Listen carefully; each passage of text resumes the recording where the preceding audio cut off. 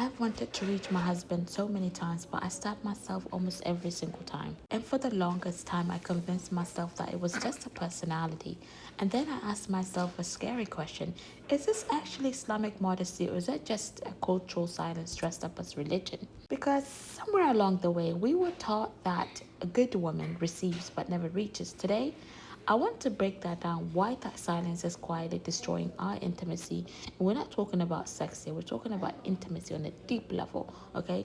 And how we can try to unlearn it. Welcome back to Just with Faith. In this cosmic abyss, my mind takes flight.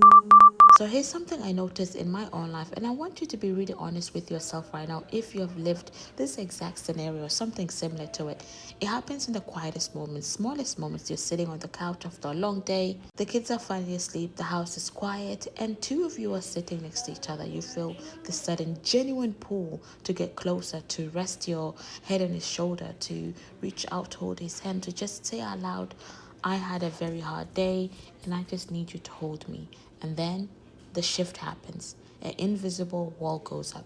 Your hand hovers over the cushion. You take a breath, freeze, overthink it 3 seconds or longer, and then you quietly pull your hand back and adjust your pillow instead. You pretend you were just moving. You let the moment pass in complete silence. For years, I told myself, oh, I'm just reserved. I'm an introvert. That's just my personality. And half of it's true. Or all of it might be true. But when I finally sat with myself honestly, especially today, having that ADHD spiral moment and just really reflecting and replaying a lot of things in my life, I realized something heavy. The restraint was never really my personality. It was a survival skill handed down to me, right? I have PTSD from being sexually assaulted and just growing up, needing to be an adult a lot faster than my peers. So we carry this unspoken habit into our marriages, and then we sit on the couch next to the person we love the most in this world, feeling miles apart, wondering why we feel so unseen. But the painful truth is sometimes we are seen because we have been quietly trained to keep ourselves hidden, right? Nobody in our childhood homes have sat down at the kitchen tables and explicitly said, wanting closeness from your husband is shameful, but and nobody wrote it on a rule book that said never tell your partner how you feel or how you need to be loved. They didn't say it out loud. The silence taught us anyways, especially in Black African diaspora households. Emotionally vulnerability, physical affection, and deep intimacy were complete non-topics. What was modeled for us instead was strength, discretion, and extreme emotional independence. For our mothers and grandmothers navigating through, tough environments, carrying that heavy emotional shield was a form of protection. It kept them safe. It was survival. But here's the generational disconnect happens, right? We took that protection, the armor that meant for the outside world, and we wore it into our marriages. Instead of taking that shield off at the front door, we brought it into our living rooms, into the kitchen, and into the bedroom at that. We were raised on an implicit rule that dignity-bound woman waits to be noticed, waits to be asked, and ways to be pursued, but never asks first, right? We even laugh about, oh, I need to what's today. Like, I'm never gonna ask a man out. I'm never, you know what I mean? Even though the most beloved woman in our Islamic culture, Islamic religion, has proposed to the Prophet right through a family member, but nonetheless, it was suggested to her, and she said, you know what? Yeah, go ahead, send the proposal out. So before I digress. So when we carry that rule into our modern marriages, it turns into a prison of emotional isolation. So let's go ahead and try to debunk that modesty myth, right? From a religious aspect, right? From a faith aspect, because this is where many of us Muslim women get stuck into mental loop. We really have to ask ourselves, where does true Islamic Haya end, and where does the cultural taboo begin? Haya, which is modesty, is one of the most beautiful core values in our deen. It is about dignity, spiritual honor, and how to carry yourself before Allah subhanahu wa ta'ala in the world. But Haya was never meant to freeze communication between our husband and us, right? A husband and a wife.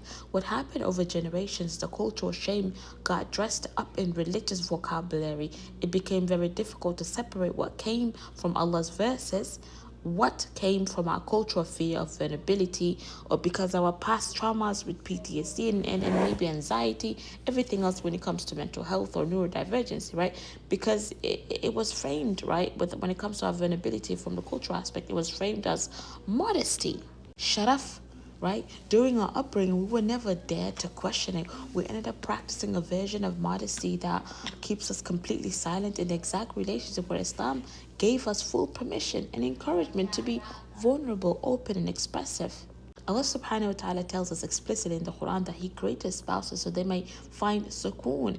Okay, second, right, tranquility and peace in one another, placing between you rahma and mawadda, which is, deep expressive love, and rahma being mercy. And that's in Surah Rum. A lot of us quote that when we get married during our nikah day. But sukoon and mawadda cannot grow on guesswork. They cannot survive when both people are playing mind games or waiting for the other person to read their mind, which I kind of do a lot. You can say my husband caught me on it or called out on me about it a couple of nights ago. So I feel like the hidden cost of trying to unlearn this, when we consistently pull back from reaching, the distance between us and our partners doesn't just grow because of massive argument or a giant betrayal.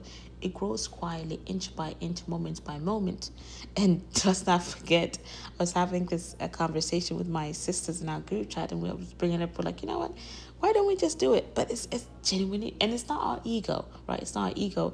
One of my sisters mentioned, and it happens to us, a lot of us, so actually, was like, you are in the bedroom by yourself, and then you're like, why didn't I just do it? There's gonna come a moment where this person is no longer gonna be with me. This person is gonna pass away, as if as if the husband is gonna die first before us. But you get the point. It's like, why didn't I do it? You're gonna regret this moment. It's like, why didn't I just hug my husband? Why didn't I just kiss him? Why didn't I do all of that stuff when I could have done it? Like, and the mind wants to do it. You genuinely want to do it, but because of this this implicit or unimplied, unwritten rule of not reaching out first, it comes in our head multiple times. So our spouses senses that there's a wall, but because you haven't given him the word, like the words, right? He doesn't have a map to navigate it. He could interpret us pulling away as rejection or indifferences, which many men do. They're like, oh, I feel unwanted, I feel not needed, I feel unimportant, which is valid, because if it was, reverse, we would have felt the exact same thing 10 times worse, especially as women being emotional beings, right? So, meanwhile, we're sitting there feeling lonely and unloved, not realizing that we are holding the very key to the door we're waiting for them to open. So, I'm sharing this with you today because I myself am actively in the middle of unlearning this pattern. It is awkward, it feels uncomfortable in your body when you spend decades pulling back and just having that protective wall.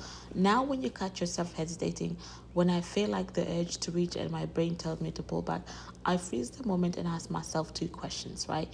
Is my spouse actually making this unsafe for me right now? If the answer is no, then go ahead. Or is it just, the other thing is it just an old script running on autopilot? Right? So 95% of the time, it's just an old script. So even when my heart beats fast and it feels awkward, try to. I'm gonna. No, I'm gonna tell you guys. Look at me, directing you guys. I'm in the middle of forcing myself to reach out, anyways.